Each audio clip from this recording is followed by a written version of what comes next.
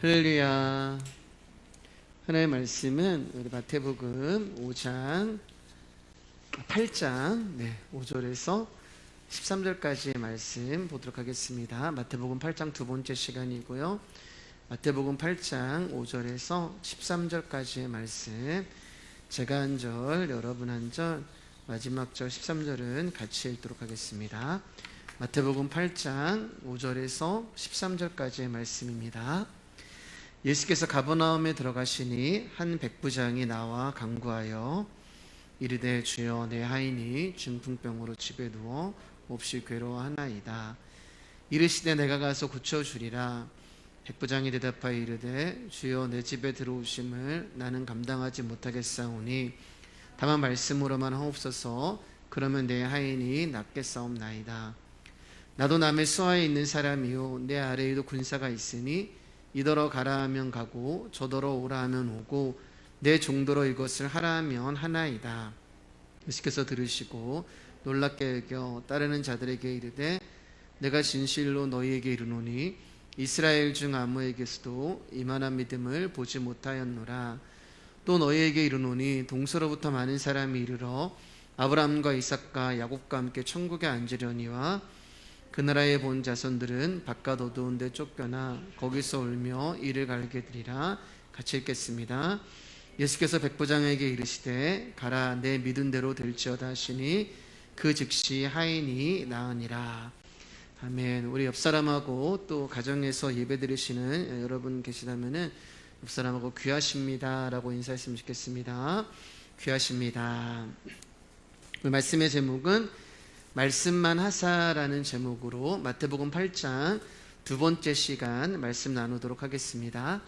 지난주에 우리는 문둥병자를 고치시는 예수님의 모습을 보면서 기도의 응답이라는 것이 결국 구하는 자가 구하는 것과 주시는 자가 주시려는 것이 동일한 것이 될 때 응답이라는 것이 우리에게 주어지는 것을 공부했습니다. 우리는 주님 앞에 나아갈 때 나의 원함을 가지고 나아가죠. 내가 하고 싶은 것, 내가 갖고 싶은 것, 또 내가 이루고 싶은 것 등을 가지고 주님 앞에 그것을 구하기도 하고 찾기도 하고 두드리기도 하는 것입니다. 그리고 하나님이라는 존재는 내가 원하는 것이 이루어지고 도와줄 수 있는 그런 일을 해주시는 어떤 심부름꾼이나 조력자로 내 인생에 그런 존재로 하나님을 우리는 생각을 하고 그렇게 여기는 것입니다. 그런데 여러분, 하나님은 우리가 원하는 것을 주시는 분이 아니라요, 우리에게 필요한 것을 주시는 분이 하나님이십니다. 그러니까 내가 구하는 것과 그분이 주시려는 것이 다르면 우리에게는 기도의 응답이 이루어질 수 없다는 말이에요.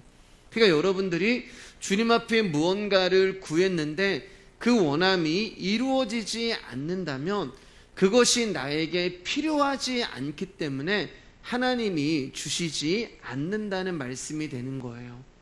그러니까 우리가 이 진리를 깨닫지 못하면 주님과 나의 관계는 계속해서 평행선이 되는 거예요. 응답이라는 것은 결국에 응답이라는 것은 주시는 쪽에 달려있다는 말입니다. 나에게 있는 것이 아니에요. 응답은 주시는 자에게 달려있는데 그분은 우리에게 필요한 것을 주시는 분이지 내가 원하는 것을 주시는 분이 아니란 말이에요. 그러니까 나에게 정작 필요한 것을 받는 것이 응답이지 내가 원하는 것을 받는 것이 응답이 아니란 말입니다.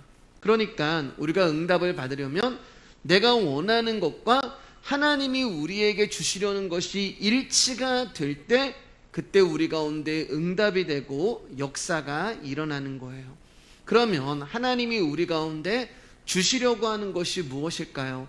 하나님이 우리 가운데 꼭 필요한 것이 있어야 될 것을 아시는데 그것이 무엇일까요? 그것은 바로 믿음인 것입니다. 우리에게 필요한 것이 믿음이기 때문에 주님은 우리 가운데 믿음을 주시길 원하시는 거예요. 그런데 여러분, 믿음이라는 것을 제가 뭐라고 말씀드렸어요? 존재라고 말씀을 드렸잖아요. 그러니까 주님이 우리 가운데 주시려고 하는 것은 믿음이라는 존재를 우리 가운데 주시기를 원하시는 거죠. 그런데 우리는 이 믿음을 원하지 않습니다. 그저 나의 원함을 이루는 도구로서 믿음을 구하고 나의 소원을 이루어주는 어떤 그런 존재로서, 그런 조력자로서의 믿음을 구할 뿐이지, 믿음이라고 하는 그 믿음만을 구하는 존재로 그 믿음을 구하지 않는다는 거예요. 그래서 하나님이 우리의 환도뼈를 치시는 거예요. 구하는 자가 엉뚱한 것을 구하고 구하는 자가 엉뚱한 것을 찾고 두드리니까 하나님은 고난과 환난을 통하여서 저와 여러분들을 주님 앞에 나오게 하시고 결국 믿음만을 구하는 자로 만들어 버리시는 거예요. 그리고 그 환난과 고난으로 인하여 구하는 자가 구하는 것, 그리고 주시려는 자가 주시는 것이 일치가 되게 만들어 버리는 것입니다. 그것을 성숙이라고 이야기하고 하나님은 저와 여러분들을 그 자리로 성숙시켜 가시는 거예요. 하나님이 아브라함을 부르실 때 아브라함에게 엄청난 축복을 주시고 약속을 주셨죠. 내가 너를 복의 통로로 만들고 네가 가는 곳마다 복을 받게 해주겠다는 언약을 주셨어요. 분명 엄청난 축복과 약속을 아브라함에게 주셨는데 아브라함에게 제일 먼저 찾아온 것은 바로 기근이었다는 것입니다. 약속을 받고 언약을 받고 축복을 받았는데 아브라함에게 찾아온 것은 환난이 오고 고난이 오고 기근이 찾아온 거예요. 왜 하나님은 아브라함에게 복을 주신다고 약속을 하시고 왜 기근을 주신 것일까요? 그것은 우리가 원하는 복과 하나님이 주시는 복이 다르다는 것을 알려주시기 위해서 하나님이 아브라함 가운데 기근을 허락하신 거예요. 우리가 그리는 그림과 하나님이 그려주시는 그림, 우리가 꾸는 꿈과 하나님이 꾸게 하시는 꿈이 다르다는 것을 알려주시기 위하여 하나님의 아브라함 가운데 기근을 허락하시는 것이고 저와 여러분의 인생 가운데 기근을 허락하시는 거예요. 사랑하는 여러분, 만약에 우리의 인생에 고난도 없고 환난도 없고 기근도 없어서 여러분이 원하는 것이 착착 들어맞고 다 이루어진다면 우리는 하나님의 뜻을 구하며 사는 존재가 아니라 나의 뜻에 맞춰주시는 하나님만 요구하는 신앙생활을 하게 될 것입니다. 그러니까 하나님이라고 하는 믿음이라는 존재가 필요한 것이 아니라 나의 뜻을 이루어주는 하나님이라는 도구를 필요로 하는 자로 우리가 신앙생활을 하게 된단 말이에요. 그래서 하나님이 우리 인생 가운데 때때로 환난과 고난과 기근을 허락하시는 것입니다. 로마서 5장 3절 말씀이에요. 시작. 다만 이뿐 아니라 우리가 환난 중에도 즐거워하나니 이는 환난은 인내를, 인내는 연단을, 연단은 소망을 이루는 줄 알미로다. 결국 하나님 우리 가운데 환난을 주시는 이유는 마지막에 소망을 이루기 위해서 우리 가운데 환난을 주시는 거예요. 여러분, 진짜 우리 인생 가운데 환난이 오면 내가 그렇게 원했던 것들이 그렇게 소중하게 느껴지지 않아요. 진짜 고난이 오고 아픔이 오면 내가 무엇을 갖고 싶었지, 내가 무엇을 이루고 싶었지라는 생각이 다 사라지는 거예요. 지난번에도 말씀드렸지만 진짜 내가 아픔이 오면은 내가 무엇을 꿈꾸고 내가 무엇을 소망하고 그런 것들이 생각이 안 나는 거예요. 빨리 이 아픔이 지나갔으면 좋겠다. 빨리 이 고통이 좀 지나갔으면 좋겠다. 여러분, 고통이 찾아오면은 내가 무엇을 위해서 기도했고 내가 무엇을 꿈꿨고 이런 것들이 생각이 안 난단 말이에요. 그저 숨만 쉴 수 있으면 좋겠다. 그저 내가 살기만 하면 좋겠다라는 생각밖에 없어요. 그래서 환난과 고난을 통하여서 하나님은 우리의 인생에 내가 잡으려고 했던 것들을 하나씩 놓게 만들어 버리시는 것입니다. 내가 인생을 살면서 그렇게 아둥바둥하면서 살았던 것들, 내 인생 가운데서 이거 없으면 내가 죽을 것 같았던 것들, 그런 것들에 대해서 다 부질없음을 알게 하시고 하나님이 하나씩 하나씩 놓게 만들어 버리는 거예요. 그러면서 점점 내가 주님 앞에 나의 원함이 사라지고 나의 소망이 무너지고 나의 계획이 실패하는 그 일을 겪게 만드시는 것입니다. 그러면서 우리가 어디로 가냐면은 그분의 소망 안으로 들어가는 거예요. 나의 소망이 없어지니까 그분의 소망으로 들어가는 거예요. 나의 원함이 없어지니까 그분의 원함으로 들어가는 것입니다. 그래서 나의 원함의 기도에서 그분의 원함의 기도로 바뀌는 거예요. 나의 소망의 기도에서 그분의 소망으로 변해가는 것입니다. 그분의 원함 속에 나의 원함을 집어넣고 그분의 소망 속에 나의 소망을 집어넣는 일들이 일어나는 것입니다. 기도가 바뀌는 거예요, 여러분. 주님, 나에게 원하시는 것이 무엇입니까? 주님, 나에게 바라시는 소망이 무엇입니까? 저는 내가 주님 앞에 주님, 내가 이것을 원하고 주님, 내가 이것을 소망합니다라는 그런 기도 제목으로 나갔는데 점점 나라는 존재가 사라지니까 주님, 나에게 원하시는 것이 무엇이고 주님, 나에게 바라시는 것이 무엇입니까? 라고 하면서 나의 원함과 나의 욕망과 나의 욕심과 나의 소망이 점점 사라지는 거예요. 그러면서 하나님은 우리 가운데 주시는 어떤 선물이 있는데 그게 뭐냐면 영적인 감각이 조금씩 열리는 것을 우리가 느끼게 되는 것입니다. 하나님의 뜻 안에 내 뜻이 안착이 되고 세상이 알 수 없는 평화가 무엇인지를 알게 되고 어느덧 내 안에 이 땅이라는 이유보다 이 땅이라는 소망보다 하나님 나라에 대한 소망이 더 커져가고 그분의 말씀이 나를 살게 하고 그분의 은혜가 나를 이끌어가고 그분의 사랑이 나를 충만하게 채우고 있음을 알게 되는 거예요. 자꾸 영적으로 그쪽으로 이제 우리가 풍성해지게 되는 거예요. 그리고 오늘 그러한 자로 살아가는 한 사람이 이제 본문에 등장을 하는 것이죠. 오늘 본문을 보면 이제 예수님이 가버나움에 들어가셨을 때 백부장이라고 하는 사람이 예수님을 찾아옵니다. 백부장이라는 사람은 100명의 부하를 거느리는 로마 군대의 장교를 말하는데 당시 이스라엘 전 지역이 로마의 지배하에 있었기 때문에 백부장이라고 하는 직분은 대단한 권세를 가진 자였어요. 본문을 보면 이제 예수님이 가버나움이라고 이야기하니까 이 백부장은 가버나움을 지역을 다스리고 담당하고 있는 로마의 장교였던 것 같습니다.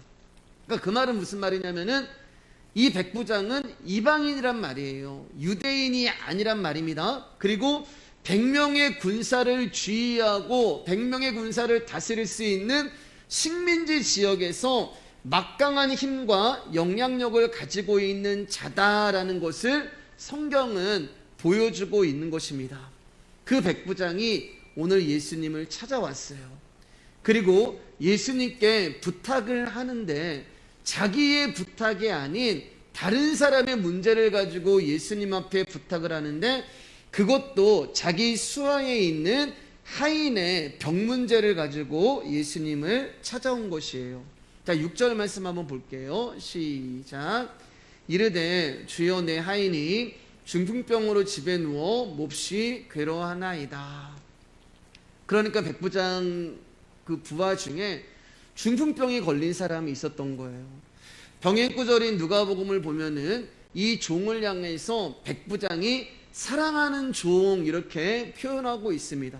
그러니까 이 종에 대하여 백부장이 특별한 마음을 가지고 있었던 거예요. 모든 하인을 다 사랑했는지 아니면 이 한 사람을 사랑했는지 알 수는 없지만 어쨌든 백부장과 같은 사람이 종을 사랑했다는 것은 당시 사회에서는 일반적인 모습이 아니었어요. 왜냐하면 종이라는 것은 어떤 재산의 일부로 봤기 때문에 그렇습니다.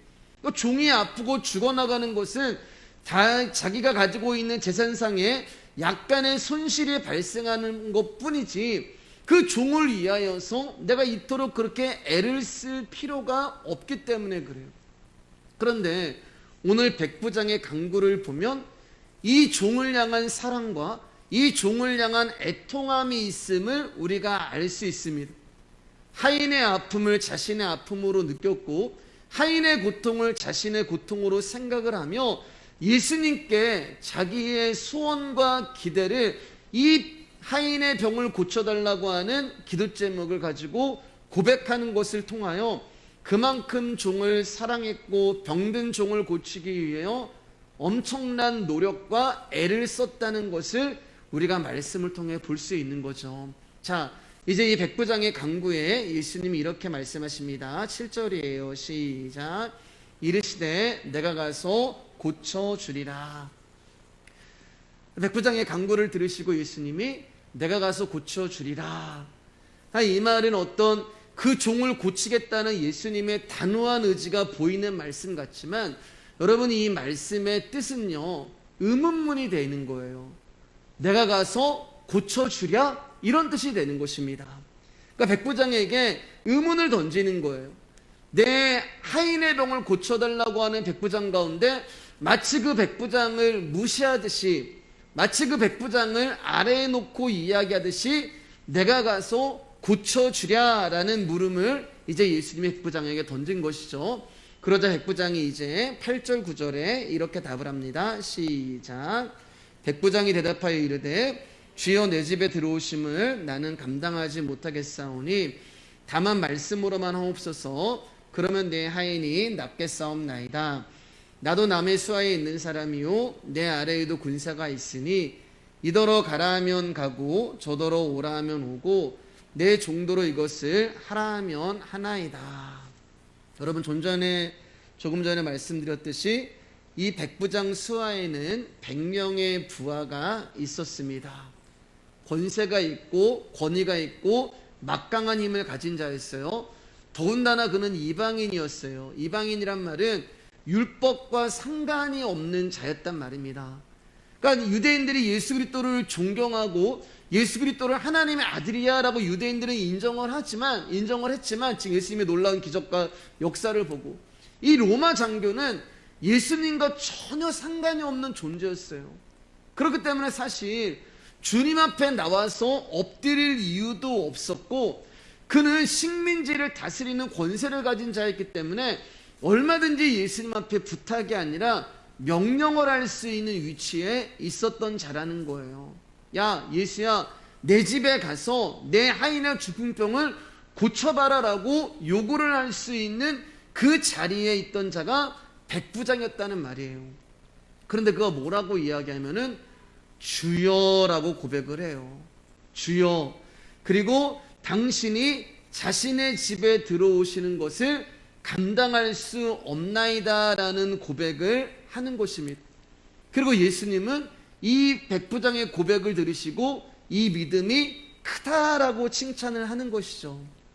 그래서 우리는 이 백부장의 설교의 어떤 결론을 많이 말씀하실 때 뭐라고 이야기를 하시냐면은 그의 믿음을, 그의 겸손을 믿음이라고 이야기해서, 그래서 우리도 백부장의 믿음을 본받아서 주님 앞에 겸손하고 그렇게 겸손하게 나오는 자의 기도를 하나님은 반드시 응답하십니다라는 결론으로 끝이 나는 경우가 많단 말이에요. 그러나 만약 여러분 그렇게 이 말씀이 끝이 나고 백부장의 믿음이 칭찬을 받은 것이라면은 결국에는 백부장의 믿음이 아니라 백부장의 인격과 백부장의 교양과 도덕이 칭찬을 받는 것이고, 믿음으로 구원을 얻는 것이 아니라 백부장같이 행동을 해야 예수님께 인정을 받고 천국을 간다는 결론이 되는 거예요. 그렇기 때문에 여러분, 이 말씀은 그렇게 끝이 나서는 안 되는 것입니다. 자, 병행구절인 누가복음 7장 7절 한번 가볼게요. 시작. 그러므로 내가 주께 나아가기도 감당하지 못할 줄 알았나이다. 말씀만 하사 내 하인을 낫게 하소서. 이제 병행구절인 누가복음을 가보니까 백부장이 예수님께 뭐라고 고백을 하냐면은 주여, 나는 당신이 내 집에 들어오심을 감당할 수 없나이다 라고 이야기를 하는 거예요. 내가 주님 앞에 나아갈 수 없는 존재다라는 고백을 지금 하고 있는 것이죠. 자신은 감히 예수님 앞에 나설 수도 없는 존재임을 고백을 하는 거예요. 어떤 도덕에 의해서 표출되는 겸손이 아니라 백부장은 자신이 예수님 앞에 어떤 존재인가를 알고 예수님이 누구이신가를 정확하게 알고 있었기 때문에 그분 앞에 이런 모습이 나오는 것입니다. 그러니까 예수님에 대한 백부장의 믿음은 예수님이 자신의 집에 들어오시는 것도 또 자신이 예수님 앞에 나아갈 수도 없는 존재라는 것에서 드러났다고 할 수 있는 거예요. 그리고 예수님은 이 믿음을 칭찬하고 있는 것입니다. 어떻게 보면은 세상적으로 엄청난 권세를 가진 자가 외적으로 보면은 아무것도 없고 볼품도 없는 예수님께 나아가서 그를 자기의 주라고 고백하는 것을 예수님이 믿음이다라고 인정하시고 있는 것입니다. 즉 백부장은 예수 그리스도의 그 이름 앞에 세상의 권세가 아무것도 아님을 보여주고 있는 모습을 지금 성경은 말씀하고 있는 거예요. 사랑하는 여러분, 성경을 보면 예수님께서 누군가의 믿음을 칭찬하신 장면, 너희 믿음은 크다, 이 믿음이 참된 믿음이다라고 인정하시는 내용들이 있어요. 고침받은 10명의 문둥병자 가운데 예수님께 돌아와 영광을 돌린 사마리아 사람을 보고 예수님께서 믿음이 참되다 이야기하셨고, 또 예수님의 겉옷만 만져도 구원을 받겠다는 그런 심정으로 간절하게 주님 앞에 나온 12의 혈루증 앓는 여인에게 내 믿음이 너를 구원하였다라고 말씀을 하셨고, 또 침상에 누인 중풍병자들을 사람이 데리고 왔을 때 그들의 믿음을 보시고 중풍병자의 네 제사함을 받았다라고 말씀하셨고, 소경이 눈을 뜨게 되었을 때 내 믿음이 너를 구원하였다라는 말씀을 하시기도 하셨습니다. 여러분, 이처럼 예수님이 누군가의 믿음을 크다, 누군가의 믿음이 참되다라고 인정하시는 내용들 중에 많은 사람들이 병자였다는 거예요. 많은 사람들이 병자였다는 것. 또 한 가지 우리가 주의 깊게 봐야 되는 것은 예수님은 한 번도 바리새인들이나 서기관들이나 유대인들이나 장로들, 즉 율법의 의로서는 흠이 없다고 말하고 고백하는 그들을 향하여서는 너희의 믿음이 크다라고 인정하신 적이 한 번도 없다는 거예요. 오직 질병에 걸린 사람들, 오직 귀신에 잡힌 사람들, 오직 저주에 붙들려 있는 사람들을 향하여서 예수님이 너희들의 믿음이 크다라고 말씀을 한 것입니다. 질병이라는 것은 여러분 사망으로 이끌어가는 그런 단계가 되는 거란 말이에요.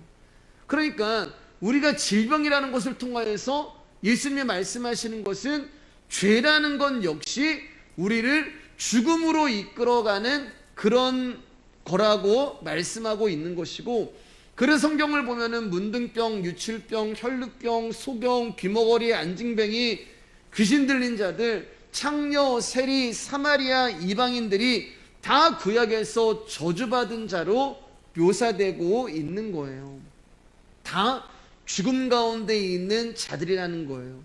그러니까 예수님이 그들 가운데 믿음이 크다라고 이야기하는 것은 그저 육신의 병을 낫게 하는 차원을 뛰어넘어서 죄로 인하여 저주에 갇혀 있는 그들의 생명을 건지시는 분으로 오셨음을 말씀하고 있는 것이죠. 자, 보세요 여러분, 그들이 전부 다 예수님 앞에 나왔을 때 각종 병든 자들, 귀신 들린 자들, 저주받은 자들이 예수님 앞에 나왔을 때 다 뭐라고 고백했냐면 나는 주님 앞에서 아무것도 아닙니다라는 고백을 했단 말이에요. 자기가 어떤 존재인지를 알고 있었던 자들입니다.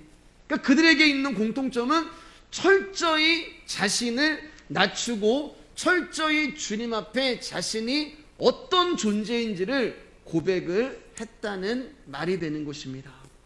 예수님의 권세 앞에 자신들이 얼마나 비천한 자인가를 알고 있었던 거예요.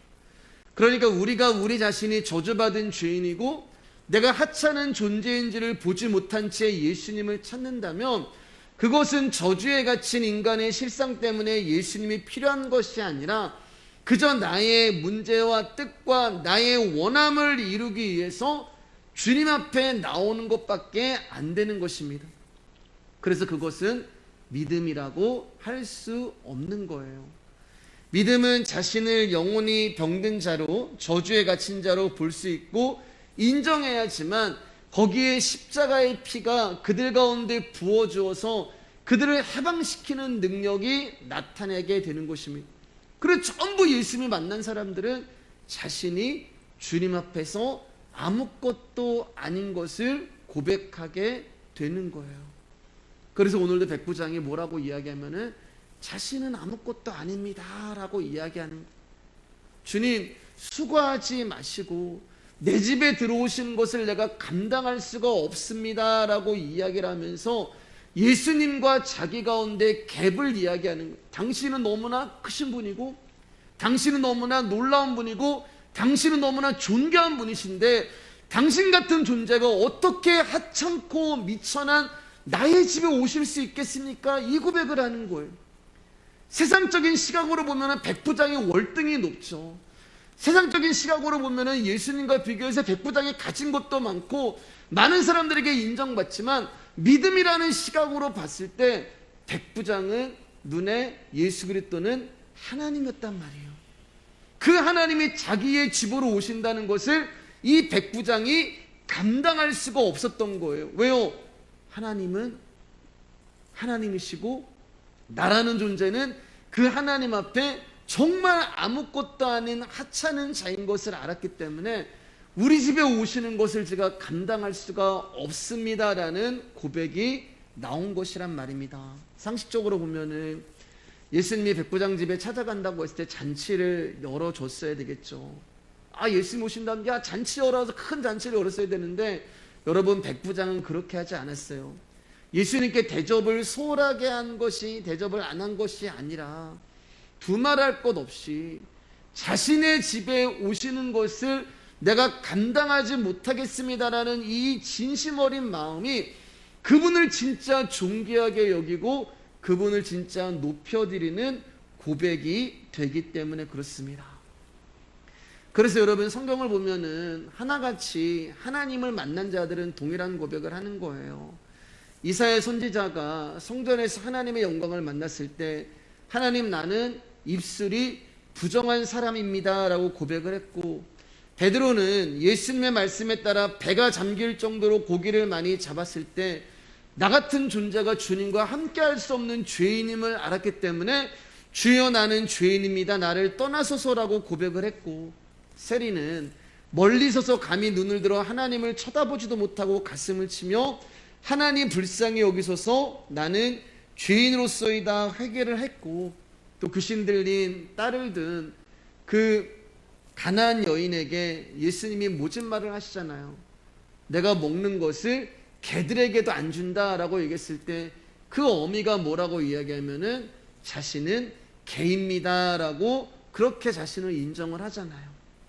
그러니까 하나같이 여러분 하나님을 만나고 경험한 사람들은 하나같이 자신을 부인하고 자신을 낮추게 되는 것을 볼 수 있습니다. 왜냐하면 진짜 우리가 예수 그리스도를 알게 되면 그 앞에서 내가 어떤 존재인가를 보게 되기 때문에 그래요. 죄인이고 하찮은 존재고 저주받은 자고, 그래서 자신에게 절망을 하고 자기를 부인하고 지금까지 내가 보배로 여겼던 모든 것들을 배설물로 여기고 오직 그리스도에 의한 보배임을 알아 그리스도를 얻고자 하는 일에 내 삶을 드리는 그런 일들이 삶에서 나타나게 되는 거예요. 자, 우리 10절 말씀 한번 보겠습니다. 시작. 예수께서 들으시고 놀랍게 여겨 따르는 자들에게 이르시되 내가 진실로 너희에게 이르노니 이스라엘 중 아무에게서도 이만한 믿음을 보지 못하였느니라. 이만한 믿음을 보지 못하였느니라 라고 백부장의 믿음을 칭찬하시죠. 그런데 여러분, 믿음은 우리 안에서 나올 수 있는 것이 아니라고 말씀을 드렸잖아요. 믿음은 아무리 우리가 노력해도 우리 안에서 믿음이 생길 수가 없어요. 믿음은 하나님이 주셔야지만 믿음을 소유할 수 있는 것입니다. 그래서 믿음을 에베소 1장 8절 말씀 가운데 하나님의 선물이다 라고 말씀하고 계시는 거잖아요. 하나님이 주시기로 작정한 자 그들에게만 믿음이 선물로 주어지게 되는 거예요. 그러면 지금 예수님이 이 백부장의 믿음을 칭찬하잖아요. 그러면 백부장이 가지고 있는 믿음 역시 그가 무언가를 노력하고 무언가를 애써서 그가 믿음이 만들어진 것이 아니라 이미 그에게 하나님으로부터 주어진 믿음이 있었다는 거예요. 이미 하나님이 백부장에게 찾아가셔서 일을 하셨다는 말이 되는 것입니다. 즉 하늘로부터 이 믿음이 백부장에게 주어졌기 때문에 이 크신 믿음, 주님이 칭찬하는 믿음이 나올 수 있었던 거예요.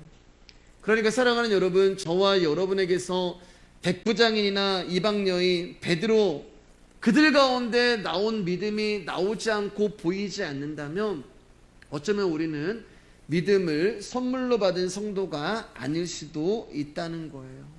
그저 주님을 나의 원함의 대상으로만 믿습니다라고 고백하는 존재가 될 수 있다는 것입니다.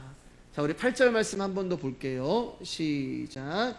백부장이 대답하여 이르되 주여 내 집에 들어오심을 나는 감당하지 못하겠사오니 다만 말씀으로만 하옵소서. 그러면 내 하인이 낫겠사옵나이다. 백부장이 여러분 예수님께 원한 것은 딱 하나였어요. 그게 뭐냐면 말씀이었습니다. 내 집에 오실 필요도 없고 주님 그저 말씀만 하시면 됩니다라고 백부장이 주님 앞에 말씀만을 구하고 있는 거예요. 그 말은 백부장은 예수님의 말씀의 권세를 알았던 거예요. 세상의 모든 것이 예수님의 말씀의 권세에 복종할 수밖에 없음을 믿었던 것이고, 자기가 군대장으로서 상관의 명령에 의해서 움직이고 자기 수하에 있는 자들도 자신의 명령에 의해서 움직이는 것처럼 이 세상에 있는 모든 만물들이 예수 그리스도의 말씀의 권세에 따라 움직이는 것을 이 백부장은 알고 있었던 거예요. 그래서 심지어 당시에 불치병이라고 여겼던 중풍병까지 예수님의 말씀에 종속되어 있음을 이 백부장은 믿은 것입니다. 그러니까 백부장에게서 예수님은 말씀하시는 하나님으로 백부장은 믿고 있었던 거예요. 우리가 지난 시간에 공부했지만 문둥병자는 예수님의 뜻에 자신을 맡겼다면 백부장은 오늘 예수님의 말씀의 권세에 자신을 맡기고 있는 거예요. 문둥병자나 백부장이나 공통점이 뭐냐면 예수 그리스도라고 하는 말씀 앞에 나라는 존재는 없다는 것입니다. 이미 나의 뜻은 다스려진 상태이고 예수님의 말씀의 권세 앞에서 자신의 은하 힘에 대한 기대도 다스려진 상태에 있다는 거예요. 부족함이 없는 상태가 된 것입니다. 자, 13절 말씀 읽겠습니다. 시작. 예수께서 백부장에게 이르시되 가라 내 믿음대로 될지어다 하시니 그 즉시 하인이 나으니라. 자, 여기 보면 여러분 이르시되라고 이야기하세요. 예수님의 백부장에게 이르시되. 이르시되라고 하는 뜻은 뭐냐면 말씀하시되라는 뜻이 되잖아요. 그러니까 예수님의 백부장에게 말씀하시되 너의 믿음대로 될지어다 라고 하시면서 가라라고 말씀하고 계세요. 그리고 하인이 낫는 역사가 일어났습니다. 여러분, 백부장은 지금 예수님 앞에 있어요. 그런데 그 즉시 하인이 낫다라고 이야기를 하고 있습니다. 온갖 약을 먹여봤을 것이고 각종 의술을 다 동원해 봤을 거예요. 그런데 낫지 않던 중풍병이 그 즉시 낫는 역사가 나타난 거예요. 근데 여러분, 예수님은 여기 계셨단 말이에요. 가지 않으셨어요. 그러면 무엇이 그리 간 거예요? 말씀이 간 거예요. 말씀이. 그래서 예수님이 백부장에게 말씀하시되, 예수님이 가시지 않았지만 예수님과 동일한 말씀이 그 하인에게 간 거예요.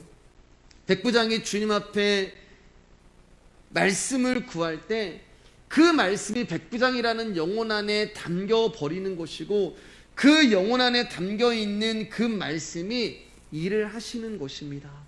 여러분, 믿음은 예수님이고 예수님은 말씀이고 말씀은 예수님이 되는 거예요.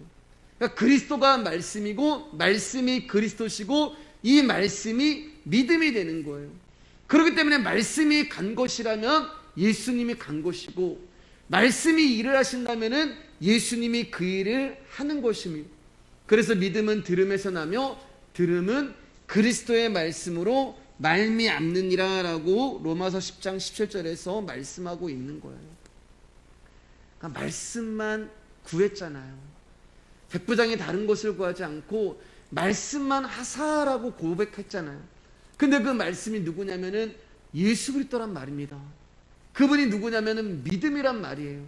그래서 그 믿음이 가서 일을 하는 거예요. 말씀만 구하는 자에게는 그 말씀이 가서 일을 하는 것입니다. 사랑하는 여러분, 믿음에는 두 가지가 있어요. 하나는 두 가지가 있지만 하나는 믿음이고 하나는 믿음이 아니에요.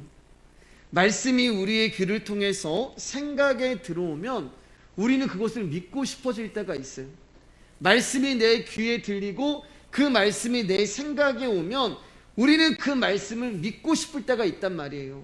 그러나 그것은 믿음이 아니에요. 그것은 나의 신념이고 나의 확신일 뿐이지 그것은 내가 그냥 믿습니다라고 하는 그런 고백밖에 안 되는 거예요. 왜냐하면 그 말씀이 때로는 나에게 들려오는데 나에게 필요하고 내가 원하는 것이고 나에게 도움이 될 것 같고, 그러면 그 말씀이 내 귀를 통해서 내 생각에 오면은 믿습니다가 나오는 거예요. 왜요? 나한테 필요한 거거든요. 내가 원하는 거거든요. 내가 갖고 싶은 거거든요. 내 소원이거든요. 그러니까 그것이 내 것이 되었으면 좋겠습니다라는 고백이, 생각이 나를 움직일 때 믿습니다라고 하는 그런 고백이 나오는데 그것은 믿음이 아니에요. 자기 확신일 뿐이에요. 자기 신념일 뿐이에요. 그러면 믿음은 무엇인가? 믿음은 우리 존재 안으로 예수님의 말씀이 영으로 들어오는 것이 믿음이 되는 것입니다. 여러분 잘 들어보세요. 말씀은 나의 가난한 심령 안으로 들어오기를 원하세요. 우리가 심령이 가난한 자는 복이 있나니 공부했잖아요. 그 말이 뭐예요?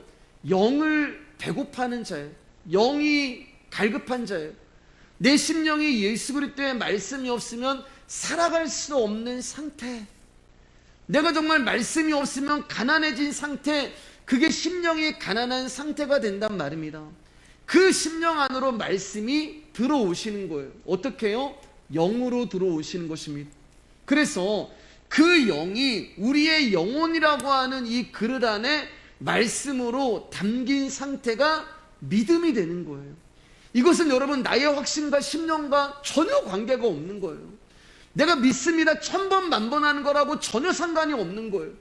믿음은 믿음이 일을 하시는 거예요. 말씀은 말씀이 일을 하는 것이지 내가 믿습니다, 내가 그렇게 되기를 고백합니다라고 그래서 여러분 그것이 이루어지는 것이 아니에요. 보세요. 백부장은 지금 예수님 앞에 있잖아요. 그때 예수님이 백부장에게 내 믿음대로 될지어다라고 말씀하시니 그 즉시 하인이 난 거예요. 백부장의 믿음과 상관이 없이 말씀이 거기에 찾아가서 일을 하시는 것입니다. 그분이 말씀하시면 나의 믿음과 관계없이 역사가 일어나는 거예요. 그분이 말씀하시면 내가 부서지고 깨지고 죽을 것 같은 환경과 고난에 있다 할지라도, 그분이 말씀하시면 나는 아무것도 할 수 없는 처지에 있다 할지라도 나의 어떠한 상황과 나의 어떠한 형편과 상관없이 그 말씀이 일을 하시는 거예요. 그 말씀이 이루시는 거예요. 나와 상관없이 당신이 일을 하시는 것입니다. 그래서 제가 처음에 얘기했잖아요. 여러분 서두에 하나님은 우리 가운데 필요한 것을 주시는 분이지 우리가 원하는 것을 주시지 않는단 말입니다. 그러니까 하나님이 이게 너에게 필요한 것이라면은 우리가 원하지 않아도 하나님은 우리에게 오셔서 그 일을 하시는 거예요. 그러니까 여러분들이 내가 기도가 부족해서 이 일이 안 이루어지나 보다, 아니에요. 내가 믿음이 없어서 이 일이 이루어지지 않나 보다라고 여러분들이 막 작정하고 금식하고 막 시간을 들여서 그래서 그 기도가 응답이 되는 것이 아니라 하나님이 원하시지 않으시면 여러분 그것은 이루어지지 않는 거예요. 그런 반면에 내가 원하지 않지만 그분이 원하시면 그 일은 나에게 일어난다는 말이 되는 것입니다. 즉 하나님이 원하시면 이루어지는 것이고 하나님이 원하시지 않으면 안 이루어지는 거예요. 그래서 백부장에게 가라, 내 믿음대로 될지어다. 그래서 지난주에 문둥병자한테 뭐라고 말씀하세요? 내가 원하노니 문둥병에서 고침을 받을지어다라고 이야기를 하는 거예요. 믿음은 그분이 일을 하시는 것이지 우리가 어떤 훈련하고 우리가 무언가를 깨달아서 되어지는 것이 아니란 말입니다. 사람들은요, 확인을 하려고 해요. 어떤 일이 이루어진 것에 대한 결과에 대해서 확인을 하려고 해요. 그리고 그 확인된 사실을 보고 믿으려고 합니다. 여러분, 요한복음 그 4장을 보면은 이제 사마리아 여인 뒤에 무슨 말이 나오냐면은 그 가버나움에서 왕의 신하가 오잖아요. 왕의 신하가 아들이 이제 죽을 뻔히 걸려서 예수님께 내 아들 좀 고쳐주세요라고 얘기했을 때, 그때 예수님께 원했던 것은, 이 신하가 뭘 원했냐면은 우리 집에 가서, 이거 좀 반대 얘기죠. 예, 오늘 백부장 얘기랑. 우리 집에 가서 내 아들 좀 고쳐주세요라고 얘기했을 때 예수님은 모진말을 한다고요. 내가 너희들의 믿음이 언제까지 그렇게 있겠느냐라고 얘기하시면서, 근데 뭐라고 얘기하면 가라, 내 아들이 나았다, 그렇게 얘기하세요. 가라, 내 아들이 나았다. 여러분, 그러면 그 아비의 마음은 어떻겠어요? 그 아비의 마음은 어떤 것을 원하냐면, 가버나움에서 여기까지 그 오랜 시간을 걸려서 고생해서 왔는데 자기가 생각했던 것은 예수님이 자기와 함께 가서 내 아들에게 손을 얹고 기도해주는 그런 것을 소망하고 꿈꾸고 그런 것을 막 상상하면서 왔는데, 자기가 상상했던 것과 너무나 틀린 대접을 받는 거예요. 냉정한 환대를 받고 예수님 앞에 모진 말을 듣고, 그리고 예수님이 같이 가기는커녕 가라, 내 아들이 낫다라고 이야기를 하는 거예요. 그런데 돌아가는 중에 어떻게 해요? 아비 그 자기의 하인들을 만나잖아요. 만나는 즉시 뭐라고 이야기하냐면은, 주인님, 도련님이 낳습니다, 아들이 낳습니다라고 얘기했을 때 확인하는 거예요. 언제 아들이 낳냐? 언제 아들이 낳냐? 그러니까 난 데가 언제예요? 어제 예수님이 말씀하신 그 시간에 아들이 낳았다라고 얘기하는 거예요. 그리고서 성경에 뭐라고 이야기하면은 그것을 보고 온 집안이 다 믿었다. 그거 믿음이 아니라고요. 성경에서 온 집안이 다 믿었다라고 하는 거기 요한복음 4장에 있는 뜻은 믿은 게 아니라요, 축하한 거예요. 축하. 와, 낫다라고 그런 거예요. 그건 믿음이 아니에요, 여러분. 확인되어진 사실을 보고 믿는 것은 믿음이 아닙니다. 그럼 믿음은 뭐예요? 예수님이 말씀하신 그 순간 말씀이 그 아들에게 가서 일을 하는 거라고요. 아버지의 마음은 섭섭할 수도 있죠. 아버지의 마음은 예수님께 서운할 수도 있어요. 아니, 좀 가시지, 좀 가가지고 내 아들한테 안수해 주지. 우리의 마음은 그런데 우리의 마음과 상관없이 그 말씀은 가서 일을 하시는 거예요. 믿음은 믿음이 일을 하는 것입니다. 사람들은 자꾸만 하나님이 살아계신 것을 증명해보라고 이야기하고 예수님이 존재하는 것을 증거를 내놔봐라라고 이야기하는데, 아니, 뭘 증명하고 뭘 증거를 합니까? 자꾸 우리가 무언가를 보고 느끼고 만지려고 하니까, 자꾸 우리가 무언가 어떤 사실을 확인하려고 하니까 증명이 필요하고 증거가 필요한 거예요. 그것은 믿음이 아니에요. 믿음이 증거고 말씀이 증명이 되는 것입니다. 믿음은 보지 못하는 것들의 증거라고 얘기하잖아요. 보지 못하는 것들. 보지 못하는 거, 안 보이는 거 빼버리면 믿음은 증거가 되는, 믿음이 증거가 되는 것입니다. 사랑하는 여러분, 믿음은 말씀이신 그분에 의해서 결정이 되어지는 것이지 사람의 확신이나 확인된 사실에 달려있는 것이 아니에요. 때때로 여러분의 요구가 무시당하고, 때때로 여러분의 기도가 거절당하고, 여러분의 소망이 이루어지지 않아서 여러분의 마음이 힘들기도 하고 아플 수도 있어요. 그러나 죄송하지만 그것과 상관없이 믿음은 믿음이 일을 하시는 것입니다. 말씀은 말씀이 일을 하는 거예요. 네, 말씀 정리할게요, 여러분. 백부장은 권세가 있는 사람이었습니다. 자기 부하 보고 가라고 하면 가고 오라고 하면 오는 권세가 있는 사람이었어요. 그런데 여러분, 이 백부장의 권세는 타인에 대한 권세예요. 잘 들어보세요. 이 권세는 자기가 하는 말을 다른 사람이 들어 줘야지만 권세가 일어나는 거예요. 이해가 되시나요? 이 백부장이 자기 입에서 무슨 말을 선포했을 때 그 말을 듣고 순종하는 자들이 있을 때 백부장에게 권세가 있는 것입니다. 즉 백부장의 말을 듣고 있는 타인이 순종할 수 있는 상태가 되었을 때 권세가 되는 것이죠. 그런데 주님의 말씀의 권세는 나와 상관이 없다고요, 여러분. 그럼 백부장의 권세랑 똑같은 거예요. 주님이 말씀하셨는데 내가 그 말씀을 그럼 백부장의 권세나 예수님의 권세나 뭐가 틀려요? 주님의 말씀의 권세는 거기 있지 않아요, 여러분. 주님의 말씀의 권세는 우리와 상관이 없습니다. 주님이 말씀하실 때 내가 그 말씀에 순종해야지 그때 권세가 일어나는 게 아니라 여러분이 순종하지 않으셔도 주님의 말씀하신 그 말씀 자체가 권세가 되는 거예요. 그 말씀 자체가 권세가 되는 거예요. 주님의 말씀을 들은 우리의 결단이나 의지나 노력에 달려있는 것이 아니라 그 말씀 자체가 권세가 되어 나를 움직이고 나를 이끌어 가시고 나를 일하게 하시는 그런 능력이 그 말씀에 있는 거예요. 그 권세가 어마어마하기 때문에 그 말씀 앞에 내가 굴복이 되는 것입니다. 그러니까 말씀이 우리 안에 들어오면 그 생명의 권위가 우리를 결국은 굴복시키는 거예요. 그러니까 저와 여러분들이 순종하지 못한다는 것은요, 내 안에 그 말씀이 없다는 이야기가 되는 거예요. 말씀이 있으면 순종한다니까요. 그 말씀이 일어나시기 때문에 그래요. 우리의 결심이 부족하고 의지가 부족해서 순종을 못하는 것이 아니라 우리의 영혼이라는 그릇 안에 말씀이 담겨 있지 않기 때문에 순종이 나오지 않는 것입니다. 사랑하는 여러분, 마찬가지예요. 여러분, 하나님의 말씀이요, 저도 영혼이 있잖아요.